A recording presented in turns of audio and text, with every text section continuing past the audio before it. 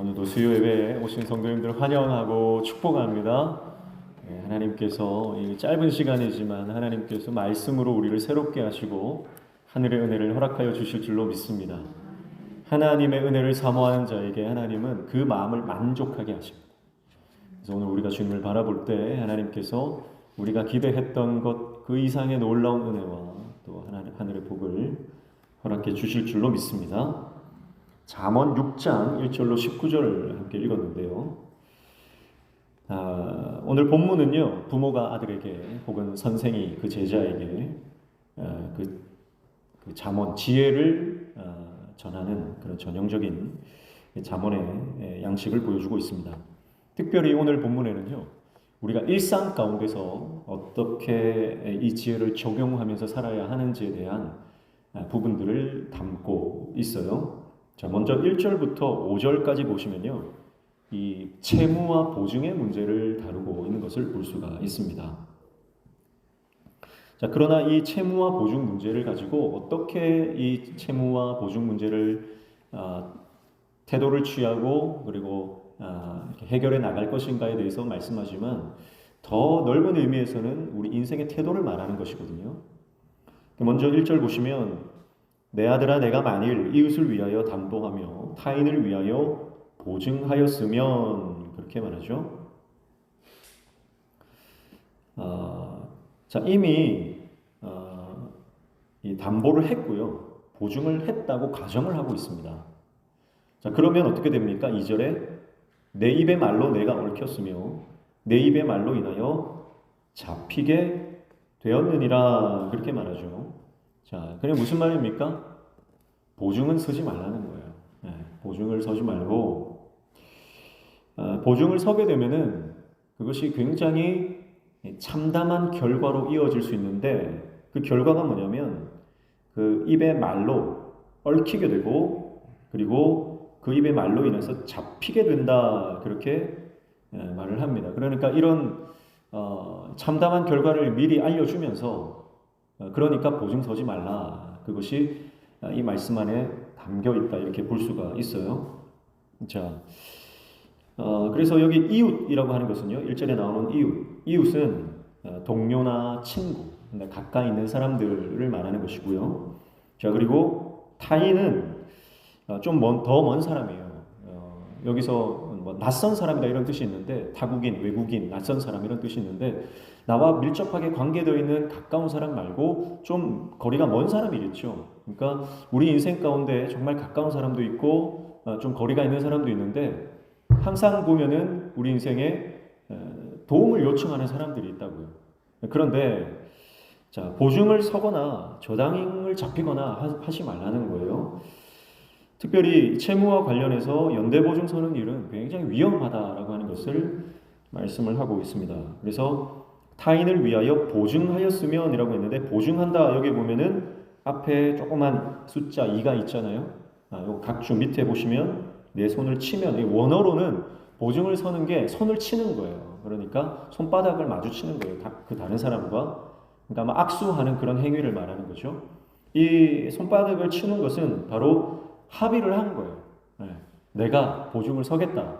계약을 했고 합의를 본 상황이다라고 하는 것이죠. 자, 그렇게 된 경우에 반드시 그 결과를 본인이 책임을 져야 한다라고 말씀을 하고 있는 거예요. 그래서 3절에 보시면 내 아들아 내가 내 이웃의 손에 빠졌은즉 이같이 하라. 너는 곧 가서 겸손히 내 이웃에게 간구하여 스스로 구원하되 그렇게 합니다. 자, 손에 빠졌다 이렇게 말해요. 자, 손을 쳤잖아요. 손으로 내가 행한 일, 그 일 때문에 내가 그 상대방의 손에 빠지게 되는 겁니다. 여기서 손에 빠졌다라고 하는 것은 짐승이 이 올가미에 잡혀서 옴짝달싹할 수 없는 그런 상태를 말하는 거예요. 그러니까 보증을 잘못 서면 이런 함정에, 이런 올무에 빠져서 나오지를 못할 수 있다라고 하는 거죠. 이런 경우에 어떻게 합니까? 곧 가서 그러니까 신속한 이 처리가 필요합니다. 곧 가서 겸손히 내 이웃에게 간구하여 스스로 구원하되, 그렇게 말하죠. 자, 그러니까 스스로 구원해라 그렇게 말하는 것은요, 스스로, 원어적으로 보면 스스로 짓밟히는 그런 상태를 말하는 거예요. 그러니까 자기 자신을 거의 스스로 짓밟듯이 완전히 낮아져서 완전히 그 저자세로 겸손히 그 이웃에게 도움을 요청해야 되는 거예요. 그렇게 해도 될까 말까 한 비참한 상황이 된다는 거죠. 자, 그리고 4절 5절에 보면 내 눈을 잠들게 하지 말며 눈꺼풀을 감게 하지 말고, 잠잘 틈이 없어진다는 거예요. 보증을 잘못 쓰면요, 잠시도 평안을 얻을 수 없는 겁니다. 그러니까 잠을 잘 수가 없고 잠깐 졸 수도 없는 그런 상황이 되는 거죠. 그러니까 그 일들을 처리하기 위해서 이 금전적인, 재무적인, 이 재정적인 상황들을 해결하기 위해서 정말 힘든 여정이 시작된다는 거예요. 5절에 노루가 사냥꾼의 손에서 벗어나는 것 같이 새가 그물 치는 자의 손에서 벗어나는 것 같이 스스로 구원하라. 또 스스로 구원하라. 또 자기 자신을 짓밟는 그런 처절한, 낮아지고 또 낮아지는 그런 상황 가운데 자기가 들어가야 된다는 거죠. 그래서 마치 이 노루가 사냥꾼의 손에서 벗어나듯, 여러분 노루가요, 사슴이나 짐승들이, 초식 동물이 얼마나 예민한지 몰라요. 네.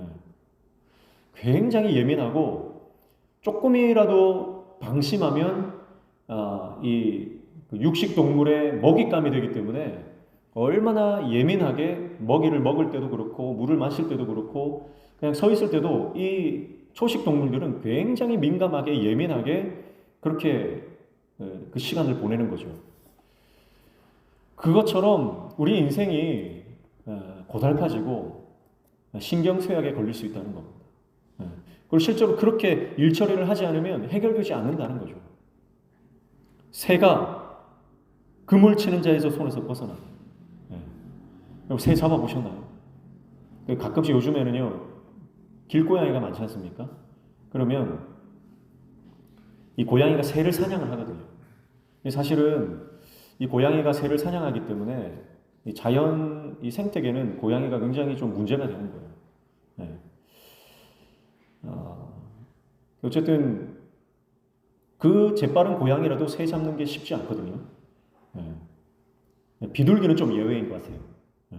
비둘기는 요즘에 지가 닭인지 비둘기인지 착각하면서 막 뒤뚱뒤뚱 걸어 다니는데, 예전에는 그 비둘기가 뭐 이렇게 차에 치이거나 뭐 이 로드킬 당하는 모습을 잘 못 봤는데요. 요즘에는 꽤 많더라고요.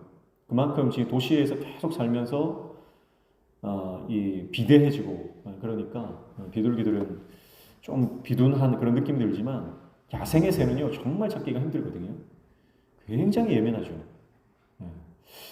그런 우리가 신경쇠약에 걸릴 만큼 예민하게 이 문제를 해결해야 되는 그런 정말 이 비참한 현실, 그것이 보증을 서고 나서 일어나는 일들이에요. 그러니까 자, 보증을 서고 나서 잘 대처하라, 그렇게 이 말씀이 흘러가고는 있지만 본래 뜻은 뭘까요? 보증 서지 말라는 거예요. 보증 서지 말라. 그러면서 보증을 선 경우에 어떻게 되는지의 상황에 대해서 설명을 하는 것입니다. 그러니까 이 말을 듣는 아들은 내가 보증을 서면 안 되겠구나, 당연히 그렇게 결심을 하게 되는 것입니다. 자, 그러면 하나님의 말씀과 좀 상반되지 않습니까? 어려운 이웃을 돕고 또 연약한 지체들을 위해서 좀 손을 펴고, 성경은 약한 자, 가난한 자, 또 위험에 처한 자의 이웃이 되어주고 그들의 친구가 되어주고 그들을 도와주는 인생을 살아라고 말씀을 하는데, 오늘 잠언의 말씀은 보증 서지 말라는 거예요. 그러면 하나님의 말씀이 이랬다 저랬다 하는 것처럼 좀 느껴지고 무슨 말을 내가 들어야 되는지 좀 헷갈리기도 하는 거예요. 자, 그런데 여기에서 보증 서지 말라는 것은요, 어려움 당한 이웃을 돌아보지 말라는 뜻이 아닙니다. 오늘 이 말씀은요, 보증을 선다라고 하는 것은 내가 할 수 있는 한계를 넘어서는 겁니다. 자, 그러니까 무슨 말이냐면 우리 인생은 내가 책임질 수 없다라고 하는 것을 말씀하시는 거예요. 내 자신의 한계성, 내 자신의 필요성, 나는 내가 한 말에도 사실은 책임질 수 없는 연약한 존재라고 하는 자세와 태도를 가지고 인생을 살아라고 하는 거예요. 자, 그러니까 보증을 선다라고 하는 것은 내가 보장해 줄게. 내가 해결해 줄게. 내가 너의 확실한 어떤 후원인이 되어 줄게라고 하는 그 교만의 모습이라고 하는 거죠. 그러니까 그런 삶의 태도를 버리고 내가 할 수 없다라고 하는, 나는 내가 한 말도 책임질 수 없는 연약한 존재이기 때문에 내 한계를 넘어서는 나의 어떤 허용 용량이 있거든요. 그것을 넘어서는 것에 대해서는 내가 어떤 너무 나서서 설레발 나서지 말라는 거예요.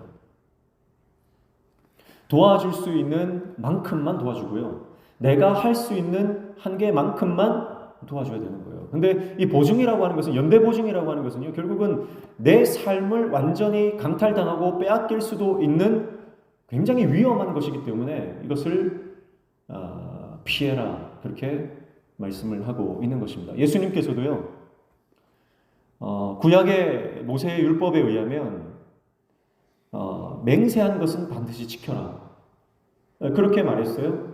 그런데 예수님은 뭐라고 말씀하세요? 도무지 맹세하지 말지니 하늘로도 땅으로도 맹세하지 말라, 그렇게 말씀하십니다.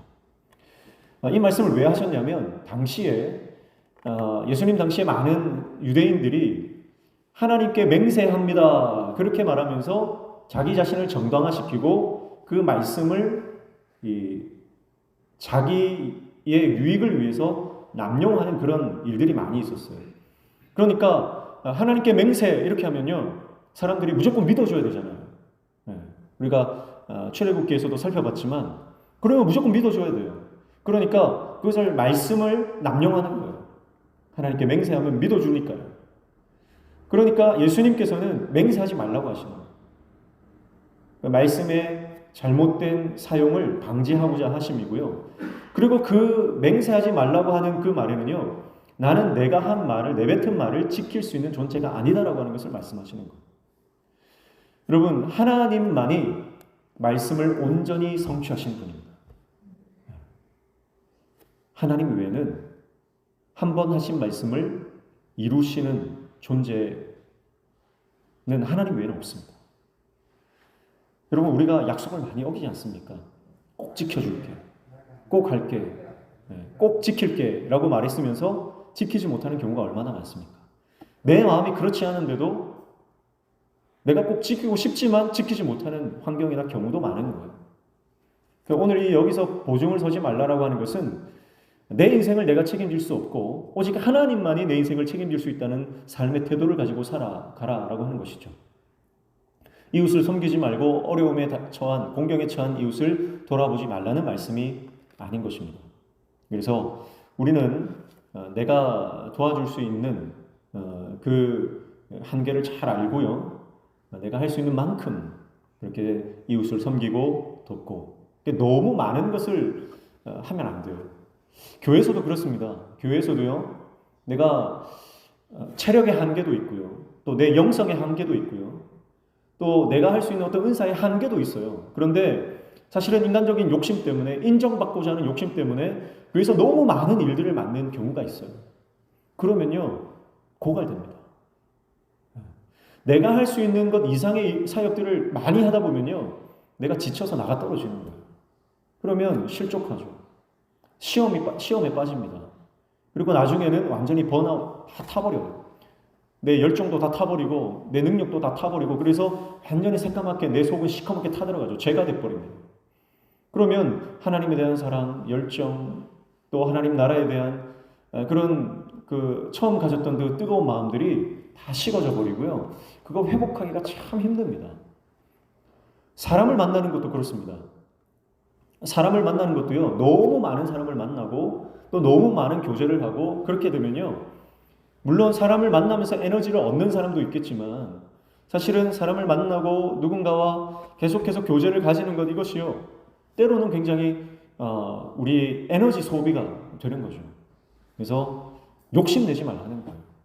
욕심을 내지 말고 하나님께서 나에게 허락하신 만큼 생각하고 또 하나님께서 나에게 허락하신 만큼 내가 누군가를 돕고 또 내가 하나님께서 허락하신 만큼 일을 감당하고 사역을 감당하고 그렇게 너무 많이 우리가 일을 벌이고 또 내 영역 밖에 내가 책임을 지려고 하는 그런 교만의 모습들은 결국은 나를 굉장한 곤경과 위험에 빠뜨리게 된다라고 하는 것이죠. 마치 기업이 문어발식 확장을 이 사업 저 사업 확장을 하다가 결국은 자금난에 시달리고 회사가 부도를 맞는 경우도 있죠. 그런 것처럼 사실 우리는 선택과 집중이 필요합니다. 그래서 하나님께서 나에게 주신 사명 그것을 분명히 알고 내 은사를 명확하게 알고 그리고 하나님 주시는 나의 어떤 한계 마음에도 용량이 있고요. 우리 영성에도 한계가 있기 때문에 하나님께서 허락하신 만큼 하는 것에 자족하고 더 많은 것을 내가 욕심내지 않는 그런 자세가 필요한 것입니다.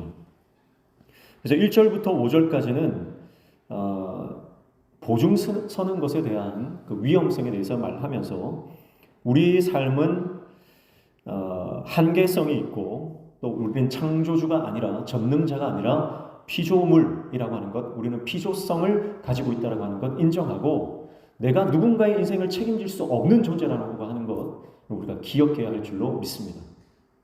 내가 좀 힘이 있다고, 내가 좀 능력이 있다고, 내가 좀 재정이 있다고 누군가를 책임져 주려고 하는 것은요, 내가 그 사람의 하나님 되는 거예요. 그 사람이 나를 너무 의지해서 또 다른 그 사람에게 내가 하나님처럼 되면요, 그것은 하나님 보실 때 기쁜 일이 아닙니다. 자, 여러분 반대로 또 생각해 볼 수 있어요. 이것은 반대로 어떻게 보냐면, 여러분 누군가가 만약에 내 인생을 책임져 줄 것 같은 그런 말을 하거나 어떤 액션을 취해도요, 그것을 믿으면 안 됩니다. 내가 보장해 줄게. 내가 확실하게 지원해 줄게. 내가 너를 성공시켜 줄게. 그렇게 누군가가 나에게 달콤한 제안을 한다고 하더라도요, 여러분 그 사람을 믿어서는 안 됩니다. 우리가 믿어야 될 대상은 오직 하나님이세요. 오직 주님만 바라보고 주님만 따라가야지 하나님보다 사람을 의지하게 되면 그 사람이 우상되는 거예요. 이단에 빠지는 사람들은 이단 교주의 그 사탕 발림 그 말에 완전히 속아서 빠져넘어가는 거예요. 이단 교주들이 처음부터 집문서 가져와라, 땅 문서 가져와라 그렇게 말하지 않습니다. 내가 책임져 줄게. 나만 따라오면 뭐든지 다 보장된다 그러면서 신천지 보십시오. 신천지는 처음에 그 교육을 할 때 교주를 따라하면 순종하면 나중에 1억 천금을 준다는 거예요. 무슨 도시를 주고 나라를 주고 왕이 대통령이 되게 해주겠다는 거예요. 거기에 조금씩 빠져 들어가면요, 나중에는 거기에 완전히 세뇌가 되고 나서는 어떻게 됩니까? 완전히 자기가 있는 것을 다 빼앗기는 거죠. 여러분, 우리 인생을 책임져 주시는 분 하나님 한 분밖에 없다는 거예요. 우리 인생을 보증할 수 있는 분, 그건 오직 예수 그리스도 외에는 없습니다. 그것을 알고 믿고 그리고 어떤 사람이나 어떤 돈이나 환경을 의지하지 마시고 오직 하나님만 의지하며 나아가는 하나님의 종 되시기를 주님의 이름으로 축복합니다. 네. 그리고 6절부터 11절까지는요, 일상생활에서 오는 게으름에 대한 경고를 하고 있습니다. 그래서 6절에 보시면 게으른 자여 개미에게 가서 그가 하는 것을 보고 지혜를 얻으라 그렇게 말합니다. 자, 게으른 자. 자, 게으른 자에게 교훈을 하는데요. 뜻밖의 개미를 끌어오고 있어요. 개미. 자, 이 개미의 특징은 7절, 8절이죠. 개미는 두령도 없고 감독자도 없고 통치자도 없으되 먹을 것을 여름 동안에 예비하며 추수 때에 양식을 모으느니라 그렇게 말합니다. 자, 그러니까 이 지혜자가 개미를 가만히 봤더니 뭐 개미들 중간중간에서 뭐 이렇게 지시하고 뭐 하는 중간에 어떤 통치자나 뭐 관리자 이런 게 안 보이는 거예요. 개미들은 일사불란하게 다 저마다 자기 일을 부지런히 합니다. 여름 내내 일을 하고 양식을 모아서 겨울 나기를 하는 거죠. 그것을 보고 개미를 보고 배우라는 거예요. 개미가 교훈의 도구가 되고 있습니다. 자, 그러니까 지혜는 뭡니까? 첫 번째는 지혜는요, 개미 한 마리도 허투루 보지 않는 게 지혜예요. 아무리 작은 미물이라도 그 미물이 뭐가 됩니까? 스승이 됩니다. 여러분, 이게 지혜자죠. 여러분, 우리는 모든 것을 통해서, 그리고 모든 사물과 또 모든 사람을 통해서 뭐든지 배울 수가 있습니다. 배우겠다는 자세만 있으면 배울 수가 있습니다. 그러나 여러분, 배우고자 하는 자세가 없으면 그 어떤 위대한 사람이 와도요, 배울 수가 없는 거예요. 자, 오늘 이 말씀은, 두 번째 말씀은 게으르지 말고 부지런해라, 개미를 보고 배워라, 그렇게 말하는 것 같지만 이것은 삶에 대한 두 번째 태도를 말하는 것입니다. 그것은 바로 겸손히 모든 것을 배우며 수용하며 내 지혜와 내 지식으로 살아가려고 하는 교만한 마음을 내려놓으라라고 하는 것이죠. 사랑하는 성도 여러분, 그래서 우리가 끊임없이 나는 배워야 한다. 이것은 내가 아직 완전하지 않다라고 하는 생각을 가지고 있는 사람만 배울 수 있습니다. 우리 성도님들 가운데 혹시 더러는 그런 분들이 있어요. 나는 이제 더 이상 안 배워도 된다. 나는 배울 필요가 없다. 그런 분들은 항상 가르치려고 해요. 항상 가르치려고 하죠. 그래서 누군가 내가 만났는데 그분은 계속 가르치고 또 말만 하시는 분이 있습니다. 그런데 겸손한 분, 또 뭔가를 내가 부족하다고 인정하시는 분, 그런 분들은요, 나이 고하, 지위 고하를 막론하고요, 항상 귀가 열려 있어요. 그래서 지혜로운 사람은요, 입은 닫고 귀는 여는 겁니다. 항상 우리가 주님의 말씀에 귀를 열어야 됩니다. 항상 주님의 말씀에 귀를 열고, 그리고 누구를 만나든지 그 사람에게 또 귀를 열어야 되죠. 말하는 것보다 듣는 것이 지혜입니다. 지난번에 말씀드렸지만 그 워렌 버핏이라고 하는 그 투자의 귀재가 있잖아요. 그 사람과 같이 밥을 먹으면서 그 사람의 투자 원칙이나 삶의 지혜를 듣는 것, 그것이 경매를 매겼더니 그 한 번 밥 먹는데 수십억을 쓰는 거예요.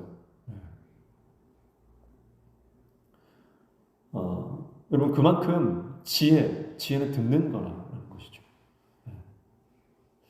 아무리 많은 돈을 갖다 줘도요, 지혜를 얻는 것보다 귀한 것은 없습니다.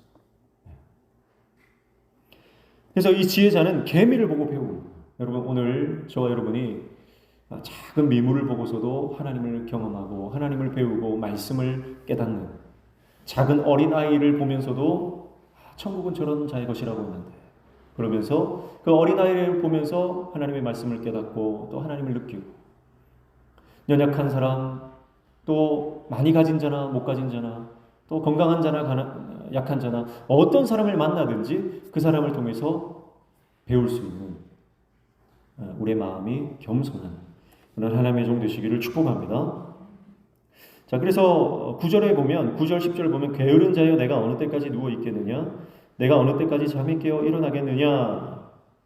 10절에 좀 더 자자 좀 더 졸자 손을 모으고 좀 더 누워 있자 하면, 그렇게 말해요.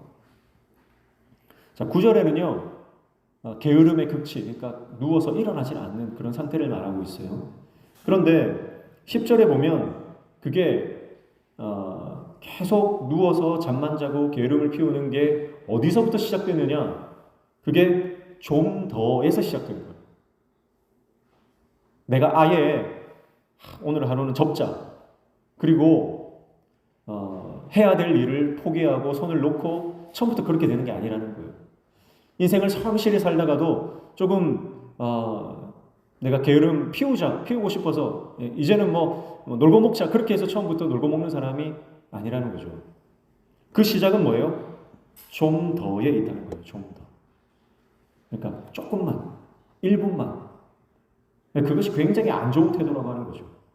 제가 우리 집 아이들도요, 이제 학교 갈 시간이 됐다, 일어나라 그러면 항상 1분만, 2분만 그러거든요.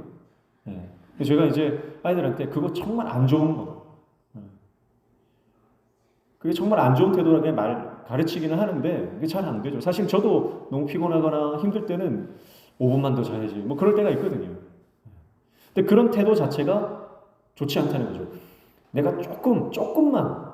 그러니까 여기서 말하는 것은 육신적인 욕망이거든요. 원초적인 욕망이죠. 잠이라고 하는 것. 근데 육신적인 욕망을 내가 요것만 조금만 더 누려야지. 조금만 더 누려야지 하는 그 조금의 유혹이 우리를 큰 유혹 가운데 빠지게 한다는 것입니다. 많은 잠, 오래 자는 잠이 아니라 조금 더 원하는 잠과 게으름, 그걸 경계하라는 거죠. 그게 시작이라는 거예요. 1시간만 더 일하면 내가 요만큼 더 벌 수 있는데. 하나님과의 관계, 영적인 갈망보다 돈에 대한 갈망과 돈에 대한 욕심이 조금 더 커지면 나중에는요, 주일날도 일해야지. 그렇게 바뀌는 거예요. 가족과 함께 보내는 시간, 그것에 의미를 두기보다 내가 한 푼 더 버는 것에 의미를 두면 가족들과 보내는 시간 1시간만 줄이고 내가 1시간 더 일해서 이만큼 돈을 벌어야지. 그러면 나중에는요, 가족은 안전에도 없는 거예요. 그게 다 처음에는 조금입니다. 1분, 1시간. 그것이 나중에는 내 삶의 태도를 결정한다는 거예요. 그러니까 지금 여기에서 삶의 가치 기준을 바로 세우라는 거예요.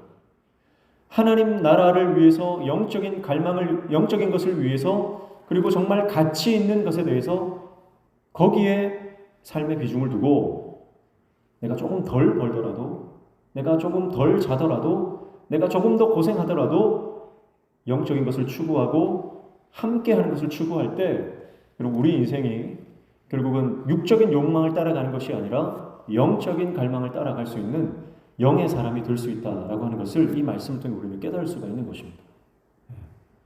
그래서 사단은 항상 우리를 거창한 것으로 유혹하지 않거든요. 큰 걸로 유혹을 해버리면요, 이거 유혹이다 알거든요. 그러니까 그 유혹을 피해갑니다.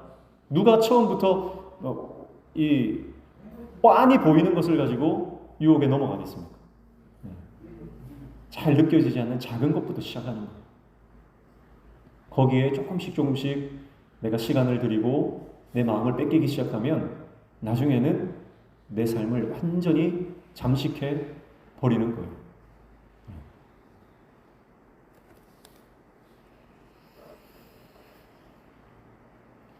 조금의 틈과 허용, 이게 무서운 겁니다. 조그만 허용, 이게 굉장히 무서운 거예요.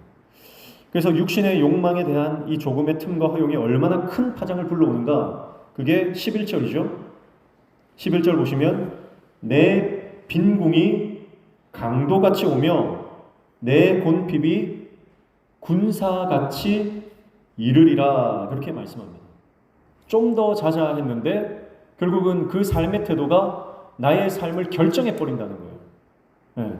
조금의 그 게으름의 태도가 결국은 내 삶의 전반적인 게으름과 불성실로 연결된다는 거예요.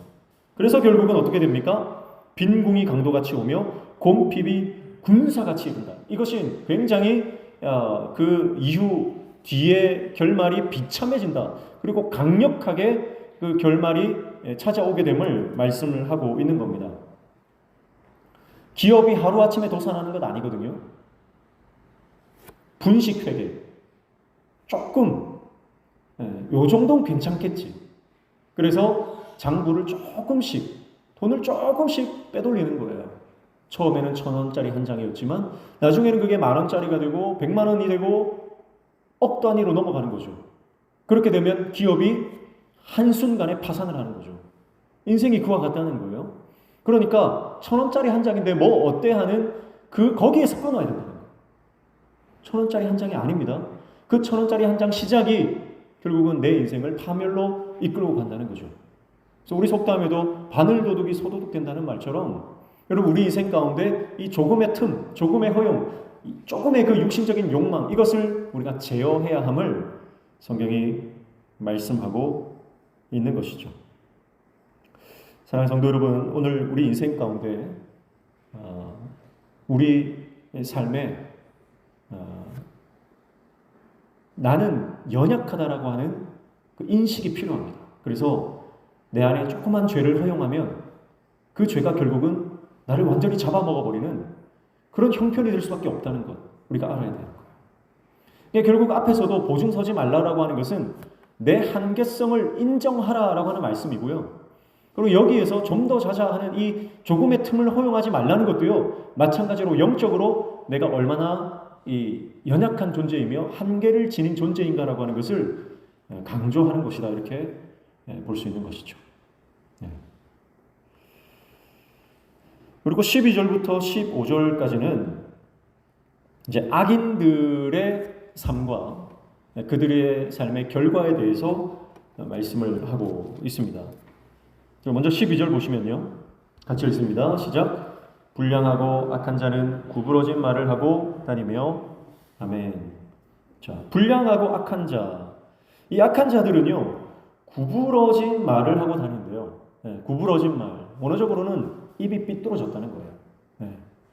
입이 삐뚤어져도 말은 바로 하라고 했는데, 악인들은요 삐뚤어진 입으로 구부러진 말, 이 구부러진 말이라고 하는 것은 사실을 곡해하는 거짓말을 말하는 것입니다.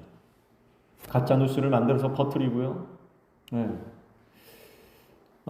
그래서 결국은 그 인터넷상에 보면요, 웹상에 미디어를 만드는 많은 사람들이 있잖아요. 그 중에서 의도적으로 자극적이고 선정적이며 그리고 진실이 아닌 뉴스를 만들어서 퍼뜨리는 사람들이 있어요. 소위 그 사람들을 뭐라고 하냐면 사이버 레카라고 합니다. 사이버 레카. 레카 아시죠? 자동차가 사고가 나면 그 자동차를 정비소로 끌고 가는 차를 레카라고 하거든요. 이 레카처럼 어디 그 연예인들이나 뭐 유명인사들이 뭔가 사고가 탁 났다 그러면 그 사람이 그 당한 일을 끌고 가가지고요, 사람들에게 알려주는 그런 역할을 하는 사람들을 사이버 레카라고 하거든요. 이 사이버 레카 활동을 하는 사람들은요, 사건 사고가 있는 곳은 득달같이 달려가가지고 그거를 뉴스로 급하게 만들어서 사람들에게 퍼뜨립니다. 그런데 이게 돈이 되거든요.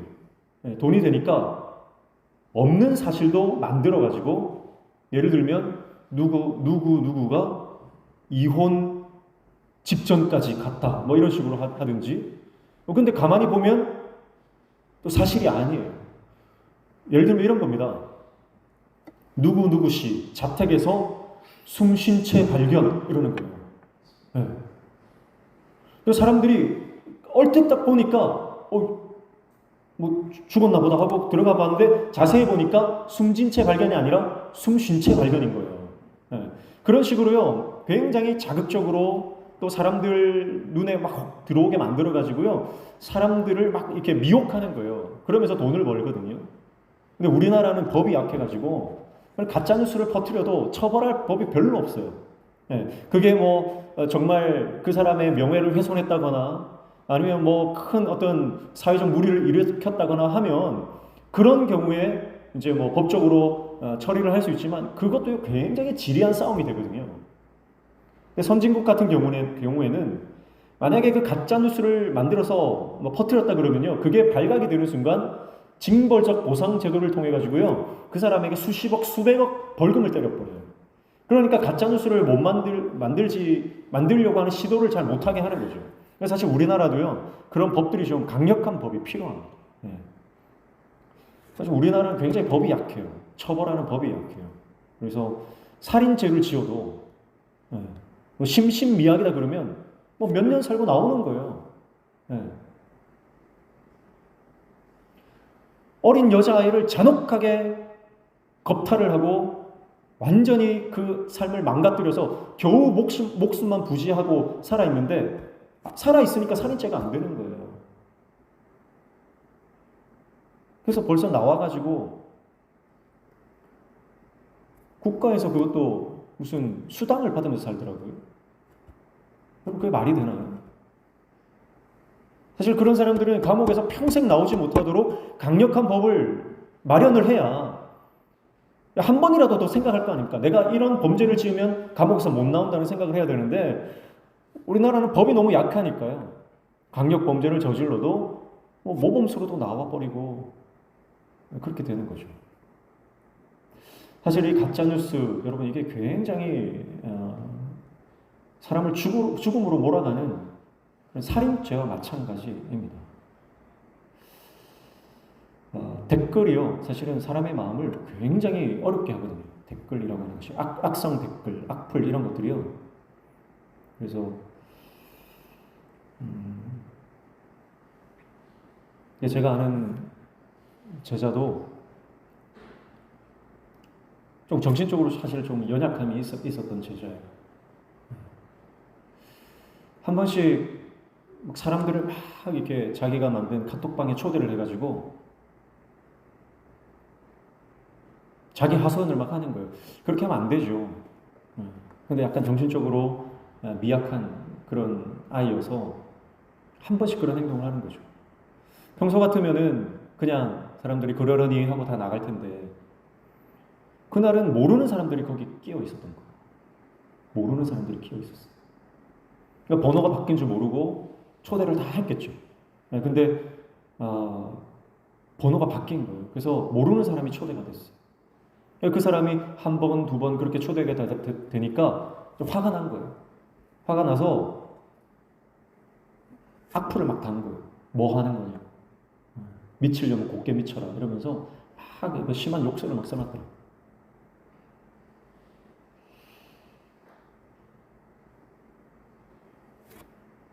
며칠 있다가 그 친구가 극단적인 선택을 했어요.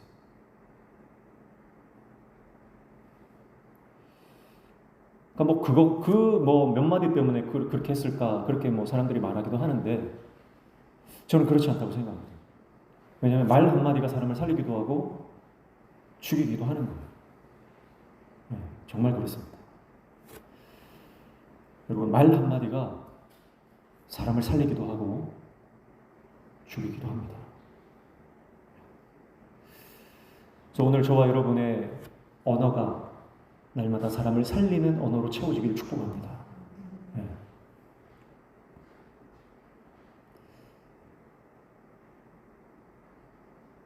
그래서 제가 그때 그 카톡방에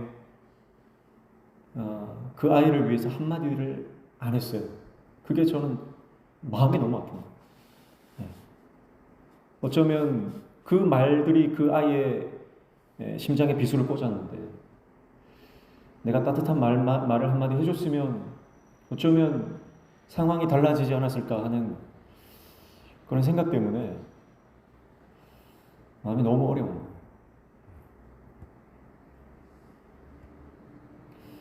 그래서 축복의 말, 격려의 말, 칭찬의 말, 이거는요, 기회만 있으면 많이 하면 좋다고 생각합니다. 네. 기회만 있으면 누구를 만나든 아이들을 만나든 손주들을 만나든 이웃을 만나든 여러분 누구를 만나든지요, 무조건 축복하십시오. 무조건 축복하십시오. 나는 아무런 생각 없이 어떤 의도 없이 그냥 그 사람을 축복하고 잘 될 거다, 건강해라, 행복해라, 그런 축복의 말을 했는데 나는 어떤 의례적으로 했다 할지라도 여러분 그 말이 그 사람의 마음에 생명이 될 수 있다는 거예요. 네. 여러분, 그리스도인들은 의도적으로 거짓말을 해서는 안 됩니다. 의도적으로 거짓말을 하는 것은요, 그것은 그리스도인이 아닙니다. 그것은 악인들이 하는 거예요. 악인들이. 구부러진 말을 해서는 안 됩니다. 사실과 다른 말들은 내가 모르는 사실에 대해서는 모른다라고 얘기해야지, 이러지 않겠어? 이렇게 된 것 아니겠어? 하고 추측해서는 안 됩니다. 특별히 내 앞에 없는 사람에 대해서는요, 절대 얘기해서는 안 됩니다. 오늘 아침에 말씀드렸지만 그 사람 앞에서 할 수 없는 말은 그 사람 없을 때 하면 안 됩니다. 예수님 정도 되니까 바리새인들이 떠나고 나서 바리새인들에 대해서 얘기하는 거예요. 예수님은 바리새인들 앞에서 강력하게 그들에게 경고하시고 나서 그들을 책망하시고 나서 왜 책망했는지에 대해서 제자들에게 무리들에게 말씀하시는 거지. 그 바리새인들 앞에서 무서워서 아무 말 안 하다가 바리새인들 가고 나니까 뒷담화하는 그런 수준이 아니라는 거예요. 예수님도 뒷담화했네? 그렇게 생각하시면 안 됩니다. 여러분, 그 사람 당사자 앞에서 할 수 없는 얘기는 다른 사람 앞에서 절대 해서는 안 됩니다. 맞는 말이라도 해서는 안 됩니다. 그게 사람을 살리는 거예요. 왜냐하면 제3자는요, 그 얘기를 들으면서 자기 안에서 또 새롭게 해석을 하고요. 내가 이렇게 말해도 그 사람은 다르게 들을 수 있어요. 그렇기 때문에 이 말이라고 하는 것이 굉장한 침투력이 있어요. 말은 굉장한 침투력이 있기 때문에 나는 그냥 했다고 해도요, 그 말이 파고 들어갑니다. 그 사람 폐부를 찔릅니다. 그 사람 심령 가운데 완전히 파고 들어가요. 그래서 그 말이 어마어마한 영향력을 발휘하거든요.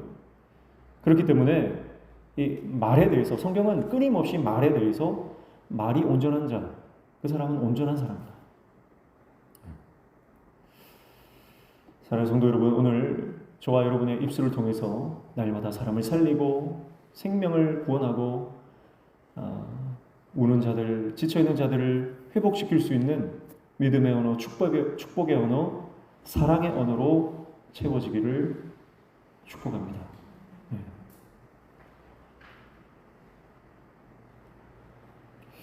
12절부터 15절까지는요, 이제 그 악인들에 대해서 말을 하고 있는데, 12절 이제 말했고요. 13절은 눈짓, 발짓, 손가락질, 그 행동에 대해서 말하고, 14절은 악인들의 내면, 속마음에 대해서 말하고요. 15절은 그래서 그들이 사회에 어떤 영향을 끼치는가, 그리고 결국 그 최종 결론은, 그 악인들의 결론은 어떻게 되는가, 결국은 멸망이고 죽음이다라고 대해서 말씀을 하고 있습니다. 시간이 많이 갔기 때문에 우리 다시 나중에 주일날 좀 더 자세히 살펴보도록 하겠습니다. 네, 여기까지 하고요. 말씀을 정리합니다. 보증 서지 말라고 말씀합니다. 이것은 나는 내가 내 인생을 책임질 수도 없고 다른 사람의 삶도 책임질 수 없는 인생이다. 오직 우리의 삶의 확증은, 보증은 예수 그리스도 외에는 없다. 그래서 나의 한계와 나의 연약함을 인정하고 하나님만 의지하며 살아가는 저와 여러분 되시기를 축복합니다. 그리고 게으른 자 개미에게서 배우라, 이렇게 말씀합니다. 귀를 열고 어디서든지 배우며, 그리고 내 삶의 그 죄에 대한 틈, 악한 것에 대한 그 조금의 허용, 그것이 결국은 우리 삶을 파괴할 수도 있다라고 하는 그 명확한 인식을 가지고 하나님 앞에서 정결하게, 깨끗하게, 거룩하게 이렇게 죄와 싸우며 조그만 것도 허용하지 말라, 그런 태도로 살아가야 함을 오늘 말씀은 우리에게 교훈하고 있습니다. 오늘 이 말씀을 붙잡고 날마다 하나님 의지하며 믿음으로 승리하는, 말씀에 순종하는 저와 여러분 되시기를 주님의 이름으로 축복합니다. 함께 찬양.